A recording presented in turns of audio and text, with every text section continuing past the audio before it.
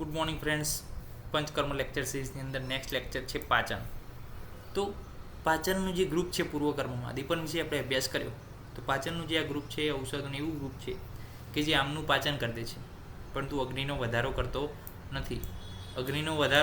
નથી. આમનું પાચન કરી દે છે.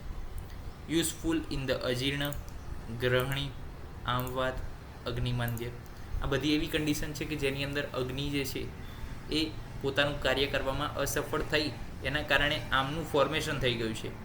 તો હવે આમનું ફોર્મેશન થઈ ગયું છે તો એ આમને આપણે દૂર કરવો પડશે, અને આમને દૂર કરવા માટે પાચનીય ઔષધ આપવી પડશે. આ જે છે જરણ શક્તિમાં વધારો કરે છે. જરણ શક્તિ મીન્સ ડાયજેસ્ટિવ કેપેસિટી, કે જે ફૂડ અનડાયજેસ્ટેડ ફૂડ પહેલેથી અંદર પડ્યું છે, અથવા આમ આયુર્વેદની ભાષામાં આપણે કહીએ આમ, તો એ આમ જે છે એનું પાચન કરવાની જે છે શક્તિ, એટલે જરણ શક્તિ, એની અંદર પાચન ડ્રગ જે છે વધારો કરે છે. એક્ઝામ્પલ તરીકે મુસ્તાદીગણ.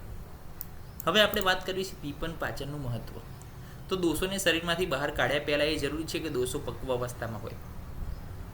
દાખલા તરીકે આપણે કોઈ ફ્રૂટની અંદરથી રસ નીકાળીએ તો એ જરૂરી છે કે ફળ જે છે પાકેલું હોય. જો કાચો ને કાચો રસ નીકાળશું તો એ રસમાં નહીં, એનું રૂપ નહીં હોય, એની ગંધ પણ બરોબર નહીં હોય, એનો વર્ણ પણ બરોબર નહીં હોય, અને એનો સ્વાદ, એનો રસ પણ જે છે ટેસ્ટ પણ બરોબર નહીં હોય.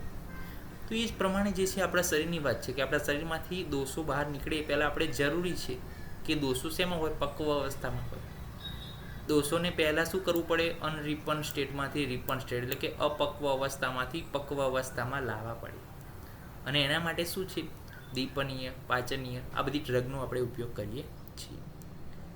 તો આ થઈ ગયું દીપન પાચનનું મહત્ત્વ, કે જ્યારે કોઈ પણ દોષોને શરીરમાંથી બહાર કાઢીએ છીએ એ પહેલાં એને અપક્વમાંથી પક્વમાં ફેરવી દેવાના, અને ત્યારબાદ જ એને શું કરવાનું છે? શરીરની બહાર કાઢવાના છે. તો આપણે અભ્યાસ કર્યો દીપન વિશે, પાચન વિશે. દીપન એટલે શું છે? તો કે જે અગ્નિને વધારો કરે છે. પાચન એટલે શું છે? જે આમનું પાચન કરે છે. પ્લસ એક્ઝામ્પલમાં લઈએ તો આ બધા એક્ઝામ્પલ છે દીપનના. અહીંયા નીચે આપેલું છે મુસ્તાદીગણ, જે પાચનનું, એનું મહત્ત્વ પણ આપણે જોયું દીપન પાચનનું, કે અનરિપનમાંથી રિપન સ્ટેટમાં લાવવાનું જે કાર્ય છે દીપન પાચન ડ્રગ કરે છે.